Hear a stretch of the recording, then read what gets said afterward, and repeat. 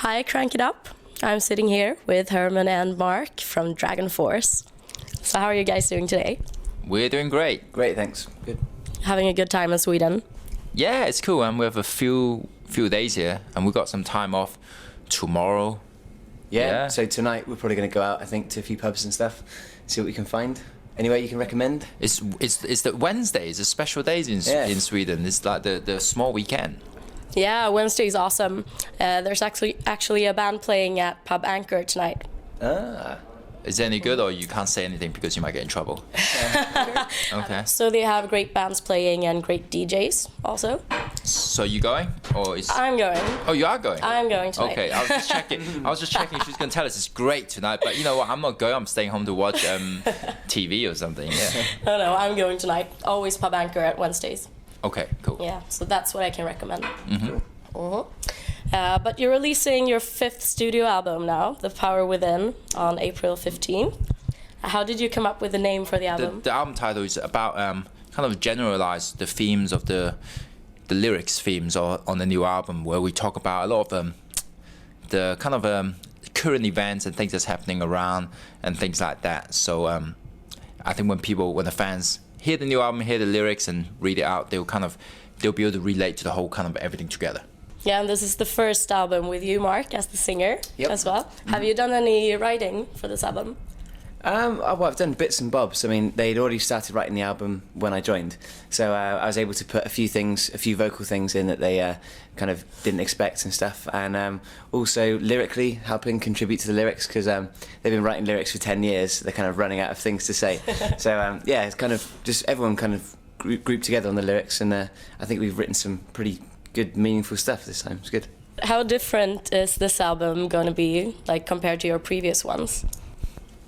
So I'm just burping. I just had a meal earlier. I bet she was looking, what the hell was that? Was he farting? Well, I was just burping, so it wasn't coming at the outside. But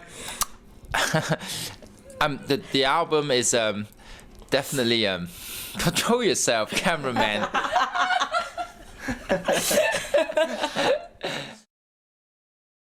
Yeah. So this album actually our most diverse yet. So compared to last album, which was fast and long and extreme, like we put basically everything in every song and just kind of put it, pedal to the metal or metal to the pedal, any way you want to put it, full on. This one we're able to really divide up the music and kind of put different theme on each song and really kind of make it dynamic. So every song has its own identity on this album, compared to like the previous ways or full on. But we really have some different tempo and stuff like that, mid-tempo, in between, and obviously your DragonForce fast songs and even faster. Yeah, we want to hear the really, really super fast guitar solos and stuff. Yeah, the fans won't be disappointed. Yeah, of course, we definitely, every song still sounds very DragonForce. That sounds awesome. And I was gonna ask you, it took some time to find your new singer. How did you find Marc? Should I answer that one? Yeah, tell them how we found you in the. Okay, so it started off with a like an audition thing over the internet. So filming myself singing "Through the Fire and the Flames" and some other songs, and basically went from that to I did a rehearsal with them. They came to see my last band play, because I used to sing in like a shit pub band where like in front of like 50 people. So yeah, Herman and Sam and Vadim came to see that. And then, we did demos for the new album songs. I actually recorded basically most of Cry Thunder kind of thing before, I was even part of the band. So yeah, all that stuff together was like a trial period where they were just testing me. But yeah, so I think it was about 8 months of auditioning to get in the band. Wow, that's a lot. Yeah, they're mean bastards, I tell you that. But how did you know that Marc was the one for DragonForce? I'm still trying to work that one out. Come on. No, seriously, come on.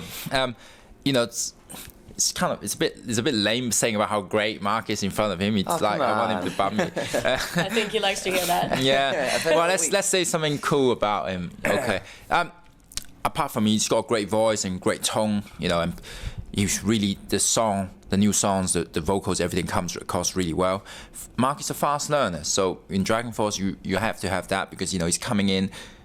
When we booked the first show for him was opening for Iron Maiden on a sold-out show, which was supposed to be the last show of the of the last tour they did. So it was like pretty big stuff. So he had to learn quick and get in there and pretty much, you know, make a great show. So Marc is definitely a fast learner, and hearing him recording the songs, you know, throughout, you know, the way we made the album, he got better and better as we went along. It must have been like the hugest thing to go from, as you said, to play with in front of like 50 people and then playing with Iron Maiden. How was that? Were you nervous? Of course I was. I spent like 4 months just absolutely shitting myself like about the idea of playing it. But yeah, I mean, when you play in front of 50 people, you can see everyone's faces. They're all there. And then when I stepped out on stage, I think there was between 20 and 30,000, and like just a sea of faces. And I was, yeah, it was great. Like the gig actually went really, really well, and like we were really pleased with the way it turned out. And the Iron Maiden fans are actually kind to me, which is a good thing, because I've heard they're kind of the sort of people that are likely to, you know, piss into a bottle and throw it at you when you're on stage. So I managed to avoid some of that, which is good. But Iron Maiden fans are awesome. Yeah, absolutely. It's just that the support bands they don't like. Yeah, if you don't play well as an opening band for Iron Maiden and not play, I would say, the real metal, you'll get in trouble. Do you have a favorite country to play live in? So Marc hasn't played enough countries yet to be able to answer that question. I haven't played in Sweden yet. I've played in Finland on the Spine Feast boat festival thing. But yeah, I'm looking forward to playing here, that's for sure. Yeah, I told him about, you know, Sweden is cool, and yeah, you know, yeah, definitely. You know, we played Sweden many times before festivals and shows. So you know, I can't say it's the favorite. It would be kind of like I'm kind of kissing up and brown nosing here. You know, but I've got meatball sauce on my nose. You know, but yeah, you know, Sweden's definitely one of the favorite place for us to be. So we got a few days off here. So that's definitely cool. And, you know, the fans get really drunk and really enjoy the show.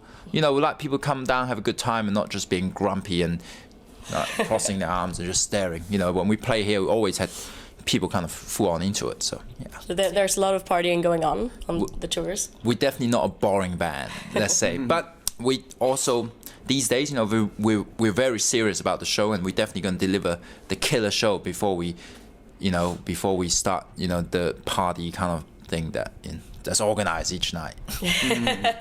Yeah, so you give the fans what they want first, and then you can have a good time. Yeah, absolutely. But you have a good time on stage too, right? Yeah, definitely. I mean, people don't have to worry that we gone boring or something by being more serious. You know, we're seriously playing, but we're definitely not the boring band, and we've proven time after time, you know, with that we on stage that we're hardly the guy to stand and stare at our shoes. You know. Since we're talking about your live shows, it took quite a few years before you released your first live album, or your only live album. Why did it take so long? The fans wanted one, I heard, really badly. Well, because they asked for one. Otherwise, we wouldn't have even done one. So because of the request, so we thought, yeah, let's do one. That would be cool. Okay, sweet. And how was the response? Were the fans happy?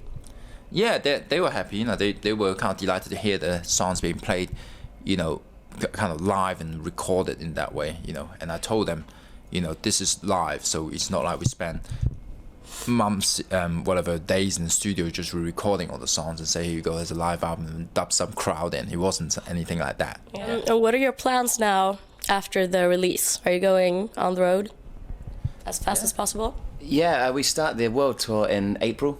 So we've got one show in England, then we go to America, and then we go some other territories that we don't know exactly yet, and then we come back to Europe after the summer, kind of September, October, back to Sweden to play a headlining tour. So yeah, it should be cool. Awesome. We're looking forward to that. Me too. So apparently, how do we play like this, and how from the cameraman at the back jump and how do we play like that and still jump around like a bunch of crazy person? Yeah, how do you on manage? Stage? We're just not boring. I don't know. No, I mean seriously. When we play, I don't want to go to a show and see just a bunch of people rehearsing and paying to see them rehearse standing still. You know, we definitely and it's more enjoying to play a show running around and kind of have the audience contact.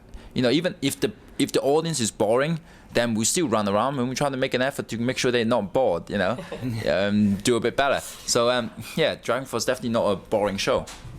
But how often are the people there boring? The crowd?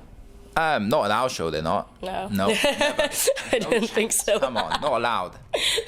But do you rehearse a lot before your live shows together? Yeah, we've done lots of rehearsal for now, with the new lineup. Yeah, I mean, the next thing we've got to do is go back over all the old songs with me singing them to kind of figure out which songs we want to play for the new set, and obviously what new songs we're going to play. So yeah, we've got a lot of work in between now and when we go on tour, just to keep rehearsing. But it will pay off in the end. Hopefully, the show will be much better from the amount of rehearsal we do. Yeah, and because Mark, we actually done lots of rehearsals before we even finishing recording the album, because we had to integrate Mark into the band, make sure the whole band is live.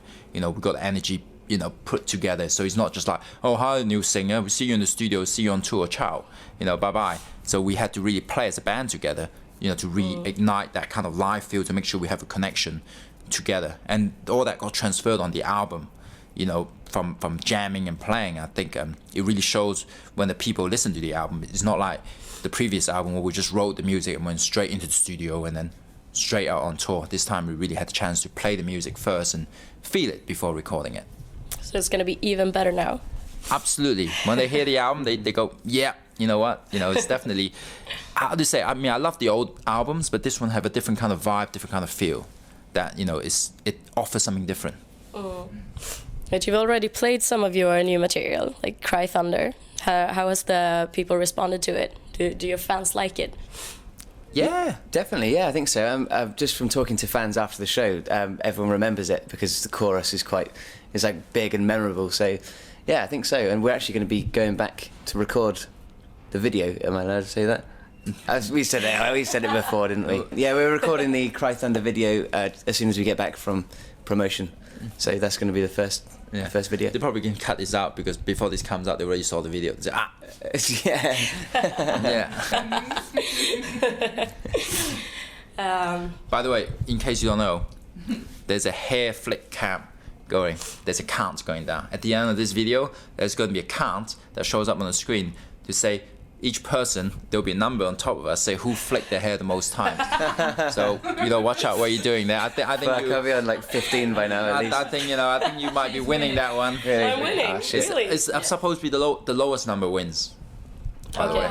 What's Okay. the price? What's the prize? Not to be laughed at by people on Blabbermouth or something like that, Well, which is not really a prize. Well, I think. Yeah, I was gonna say. Oh